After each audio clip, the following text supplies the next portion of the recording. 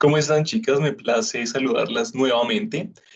Como saben, el día de hoy vamos a cometer lo que será nuestro tercer capítulo de la novela gráfica Satanás. Este capítulo está titulado Entre dos dimensiones.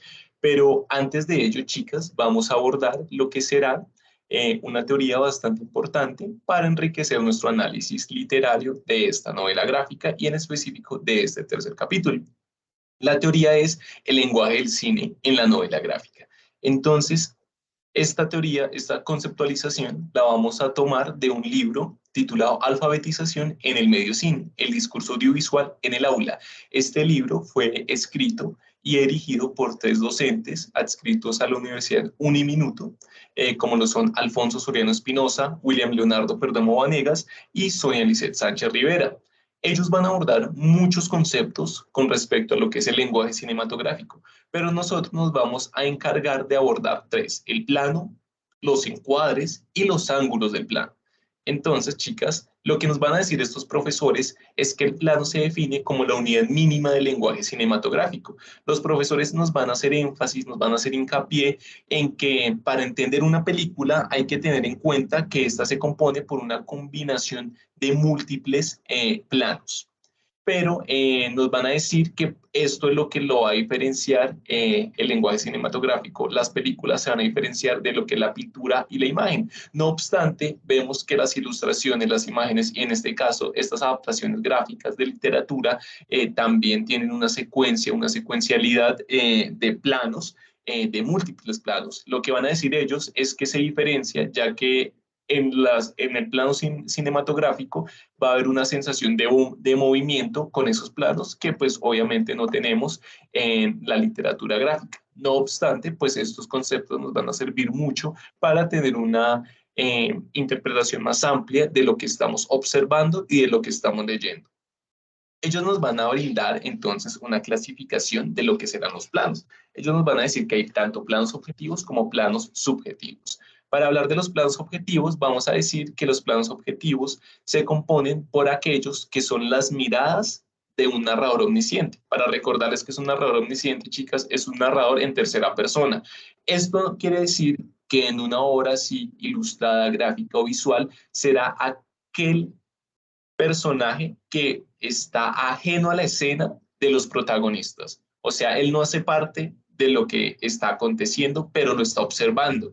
Y vamos a hablar de unos planos subjetivos, que sí coincide con la mirada de los personajes de la narración. Entonces son dos planos totalmente distintos, pero para entenderlo mejor, vamos a ejemplificarlo aquí. Aquí tenemos entonces un ejemplo de lo que es un plano, de lo que es un plano objetivo. Es una mirada en tercera persona que no coincide con la de los personajes de la narración. Aquí tenemos un ejemplo de la novela gráfica El olvido que seremos de Héctor Abad Faciolince, que fue ilustrada por Tito Alba, como les había comentado en algún momento, chicas. Entonces aquí tenemos eh, un paisaje marítimo, los personajes de la narración están mirando hacia un buque, otros personajes de la narración están conversando, y lo que vamos a ver es que quien está mirando eso está permaneciendo ajeno a esa narración, está permaneciendo ajeno a la escena. Entonces aquí es cuando hablamos de un plano objetivo. Para quitarles otro ejemplo, chicas, ya aquí tomamos un ejemplo de Satanás. Aquí podemos ver, digamos, una amalgama de diferencias. Casi todos son planos objetivos. Como ustedes pueden ver en la primera viñeta, tenemos a Andrés mirando hacia el cerro, pero no sabemos quién lo está mirando atrás. Ahí no hay ningún personaje quizás que va a entrar en la narración, entonces es un narrador omnisciente en tercera persona que nos está haciendo ver lo que Andrés está viendo y lo que Andrés está haciendo. También tenemos aquí a Andrés leyendo en la ventana, y en la última viñeta tendremos, pues, cuando Andrés recibe en su estudio de arte a su tío Manuel. Entonces aquí podemos ver que quien está mirando esa escena permanece ajeno de la narración. Y eso sería un plano objetivo. No obstante, chicas, miren que aquí en el medio de esta paginación vemos que Andrés está mirando un libro. En esta viñeta de la izquierda, ese sí es un plano subjetivo, porque el plano subjetivo será el que tiene relación con la vista de uno de los personajes de la narración. En este caso, quien está mirando el libro es Andrés. Entonces, ¿qué van a hacer estos planos subjetivos? Estos planos subjetivos van a llenar de confianza y sensibilidad al lector. El lector va a compartir una confidencialidad con los personajes de la obra, porque al estar mirando lo que ellos ven, se va a sentir más familiarizado con ellos.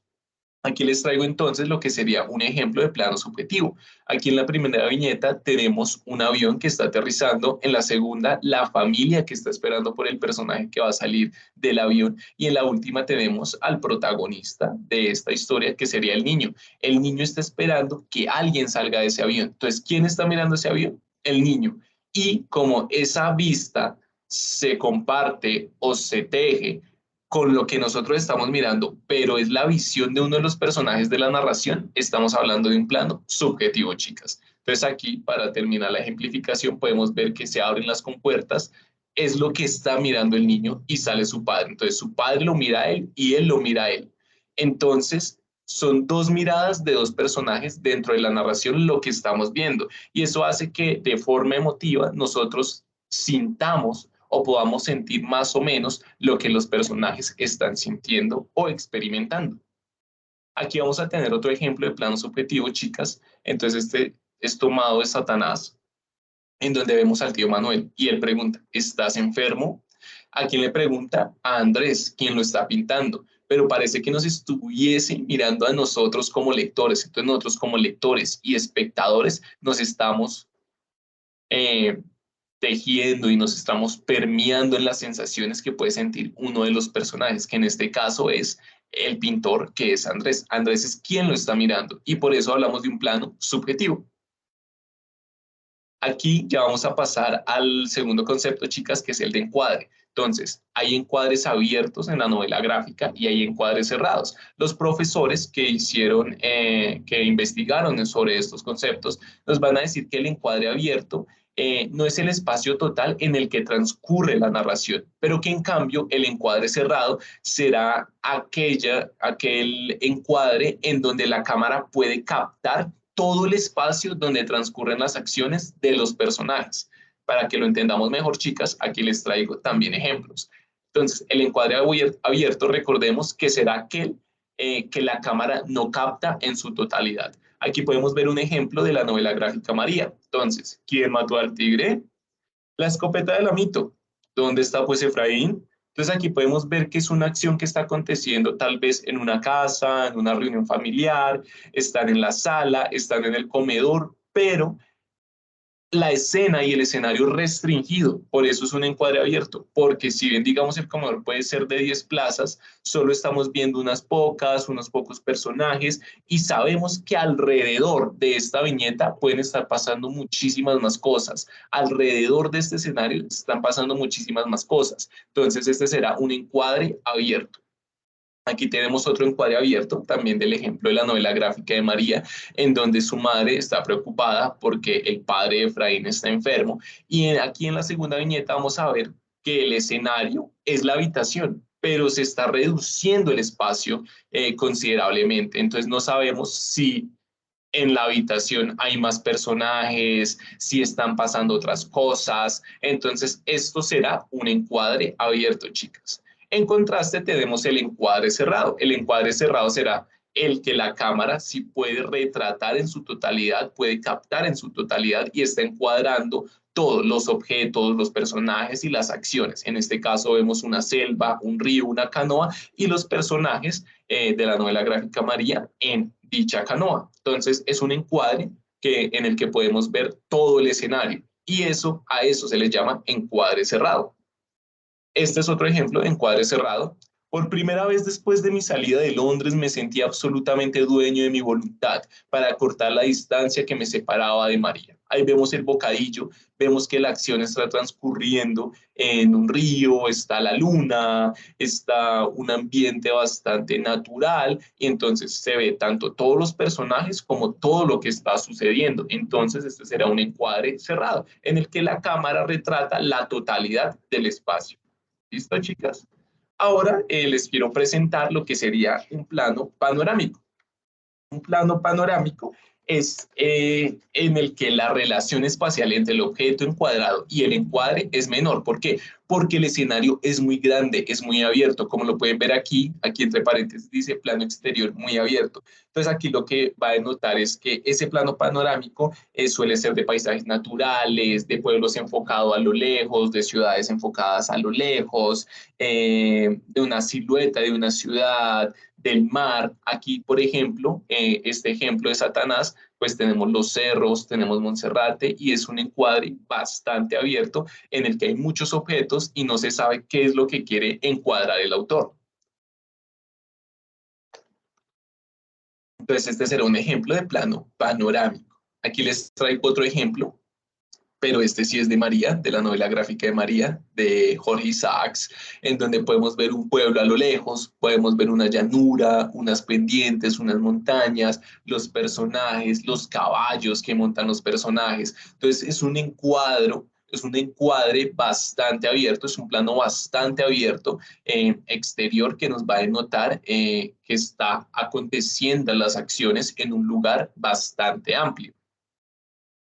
Después de eso, vamos a tener lo que sería el plano general, chicas. Entonces, después de tener ese plano panorámico que es bastante extenso, bastante amplio, bastante general y grande, que nos contextualiza de dónde están pasando las acciones, los planos generales se van a ubicar en ciertos detalles. Entonces, este plano será en el que se van a mostrar los personajes, los lugares o los objetos, obviamente más determinantes y se van a encuadrar de una manera más específica. Entonces, son un poco más restringidos los espacios. Entonces, aquí les traigo un ejemplo de Satanás. Aquí podemos ver un callejón, podemos ver la arquitectura urbana y el personaje que se viene acercando. Otro escenario sería la cafetería. Aquí entonces la intención es captar un lugar específico, no como en el anterior plano panorámico que había un pueblo a lo lejos, habían montañas, habían llanuras, sino aquí la acción transcurre en donde, en una cafetería, quizás de un barrio en particular y nos vamos a centrar en los personajes que están dentro de esa cafetería. Entonces eso sería un plano general. Aquí, como podemos ver, un plano general también podría ser en una habitación, por ejemplo. Recuerden que en los planos generales los espacios son más reducidos y no tan amplios porque ya queremos llegar, digamos, a lo que va a acontecer y lo que va a pasar en esos espacios y con los personajes. Entonces aquí podemos ver a un hombre, podemos ver a ese protagonista, podemos ver a una mujer en la cama y entonces este espacio va a ser más pequeño que el del plano panorámico. Ya después de tener esos lugares específicos, vamos a tratar lo que es plano medio y plano americano. El plano medio, chicas, será el que se caracteriza por encuadrar al personaje de la cintura a la cabeza. Entonces aquí tenemos un ejemplo de Héctor Abad Faciolince, del olvido que seremos. Pero una mañana mi mamá le estaba ayudando a cambiarse la pijama y cuando Tata levantó la cabeza, mi mamá vio que el ojo se le vaciaba.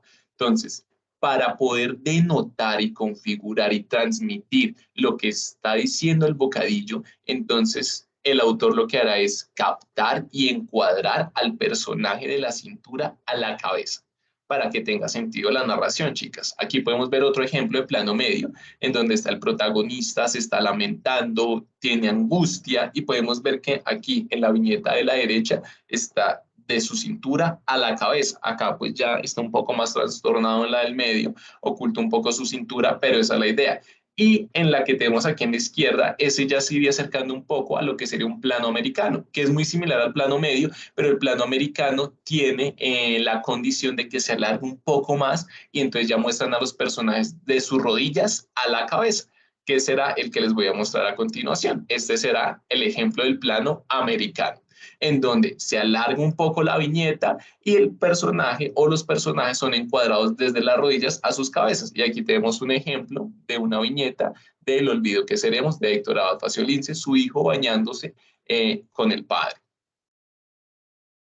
Ya en cuanto a los primeros planos, chicas, vamos a decir que un primer plano es el que encuadra el rostro de un personaje. Este es un plano de una belleza estética muy amplia, ya que va a captar las facciones, los rasgos faciales de un personaje que obviamente está sufriendo algún acontecer en la narración. Entonces, por ejemplo, como esta señora, mi hija ha empeorado, padre, no la pueden abandonar así. Ella está expresando una preocupación y esa preocupación se va a expresar mediante su gesticulación facial y por eso estos primeros planos son bastante importantes en la narración gráfica. Aquí tenemos otro ejemplo de Héctor Abad Faciolince, El olvido que seremos, es un padre. ¿No creéis en el infierno? Ya lo veréis. Entonces, en ese contexto, para retratar mejor lo que él está diciendo, se hace un encuadre de su rostro en totalidad y eso es un primer plano. Aquí tenemos otro ejemplo de la novela Satanás, de la que estamos leyendo. Está María, está uno de los hombres que tienden a frecuentar los bares a los que ella va, tienen un diálogo y para familiarizarnos nosotros como lectores un poco con lo que están viviendo los personajes, entonces se hace este primer plano, que es el de la cara, el del rostro de los personajes, chicas, no lo vayan a olvidar. Pero hay una distinción, hay uno que se llama primerísimo primer plano. El primerísimo primer plano es cuando se lleva al extremo ese primer plano del rostro de los personajes, y ahí ya vamos a enfocar lo que serían las narices, las bocas o los ojos de los personajes. En este caso, no sé si a Alberto se le mide una cosa así. Entonces, la atención que está generando esa viñeta, entonces nos va a decir que hay una preocupación por parte del personaje, que va a pasar algo que involucra cierta intensidad. Ahí se le pueden ver las sombras de los ojos, las cejas, su nariz y parte del bigote. Estamos enfocándonos en el ojo del personaje. Entonces, cuando nos enfocamos en detalles como la boca, la nariz o los ojos, estaríamos hablando de un primerísimo primer plano, como el que también les traigo aquí de la novela gráfica Satanás, en donde hay una mujer que habla con el padre y ella tiene cierta preocupación, cierta exaltación, y eso se va a descifrar a través de ese primerísimo primer plano de los ojos de la mujer, chicas. Ya después pasamos a otro tipo de plano, como lo será el plano detalle. Este plano detalle que nos dice, que nos van a decir los profesores que hicieron esta teoría en este libro, los profesores del Uniminuto, que este plano detalle será de algunos objetos que pueden ser imperceptibles para los lectores o para los espectadores de esa obra visual. Entonces pueden ser manos, pueden ser anillos, pueden ser cigarrillos. En este caso, como ustedes ven aquí, chicas, es una viñeta de Satanás.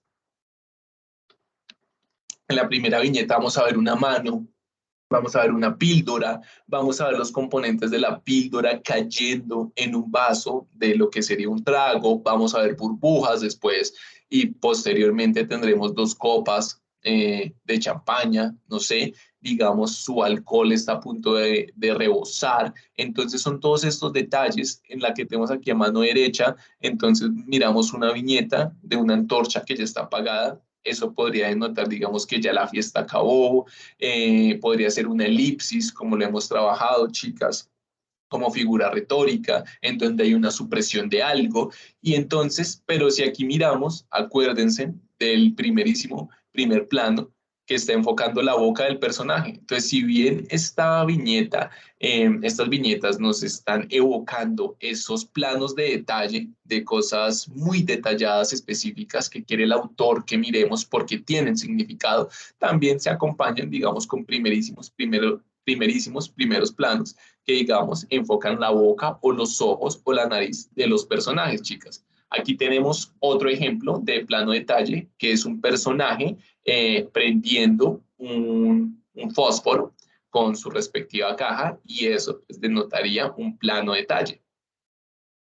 Ya les voy a pasar a hablar de los planos insertos. Estos son importantes, chicas, porque los planos insertos serán los que nos van a dar la lógica narrativa. No puede haber una ruptura tan abrupta de pasar, digamos, de un escenario a otro, de que los personajes estén hablando de una cosa y después estén hablando de otra, o estén en un lugar y después ya estén en otro. Entonces, estos son como planos intermedios que van a tejer relación lógica, cronológica, con lo que se está contando. Entonces, por ejemplo, en este ejemplo de Héctor Abad Faciolince, si antes los personajes estaban en el mar, pero ya después llegaron a la ciudad, tiene que haber una viñeta como esta que nos diga que ellos ya llegaron a sus casas, por ejemplo. Aquí les traigo otro ejemplo de este plano inserto en donde el personaje dice, vengan a dar una vuelta en el carro conmigo. Esta viñeta es muy importante, ya que esta que les muestro a continuación no tendría sentido si no existiera la anterior. Ellos no pueden aparecer de un momento a otro en el automóvil, sino que tiene que haber esa viñeta en donde el personaje dice que van a cambiar de locación.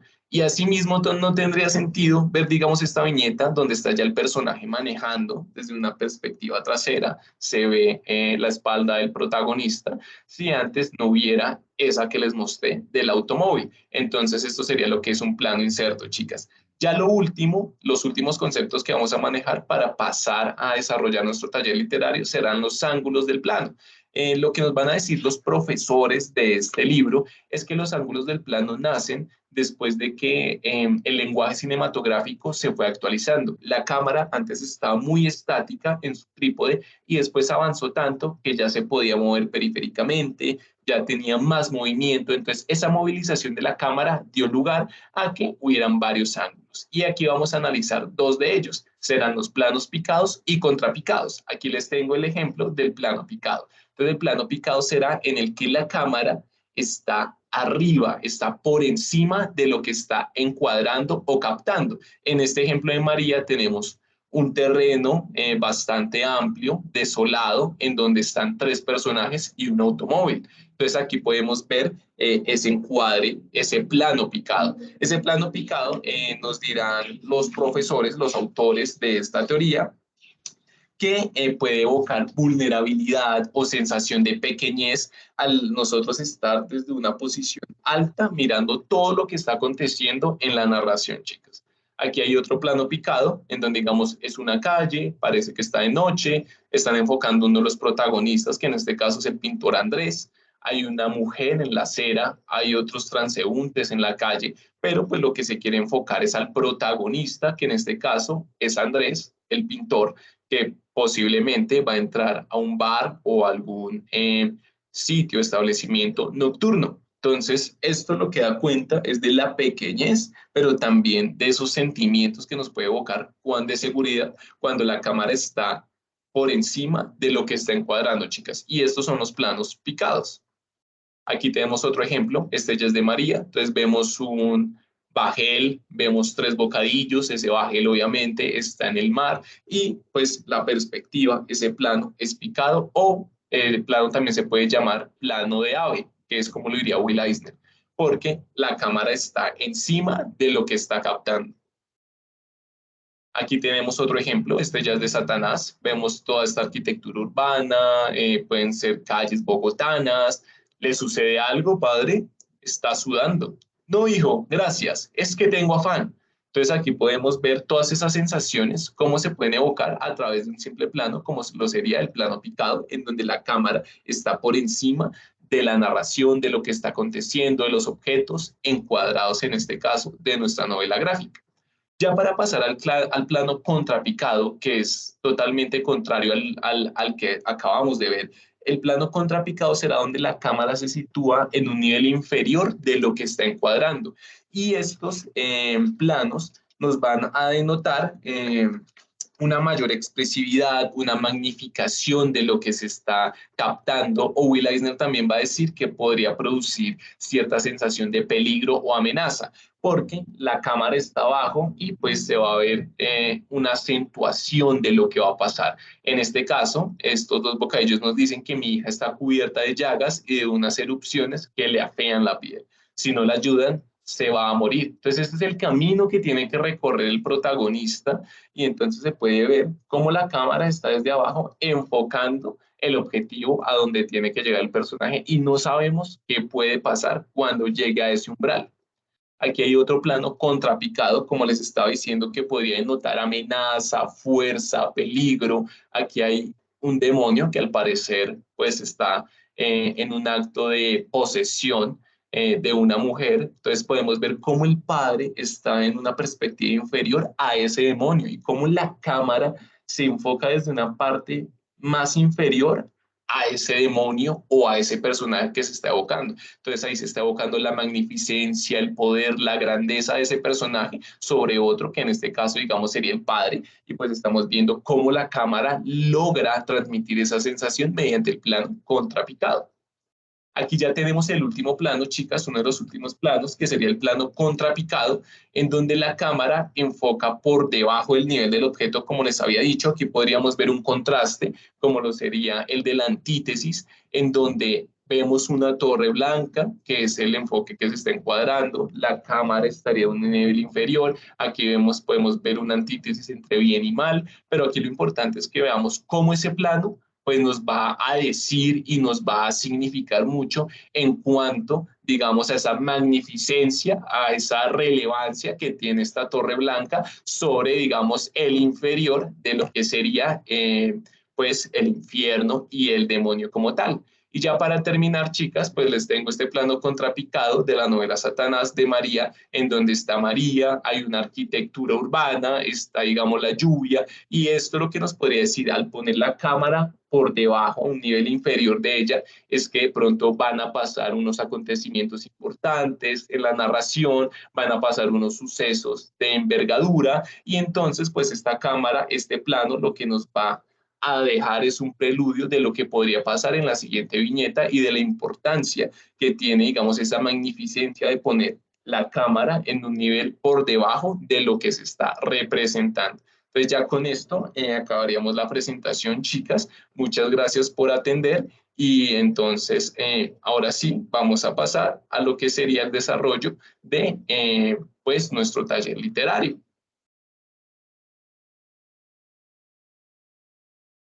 Gracias, hasta luego.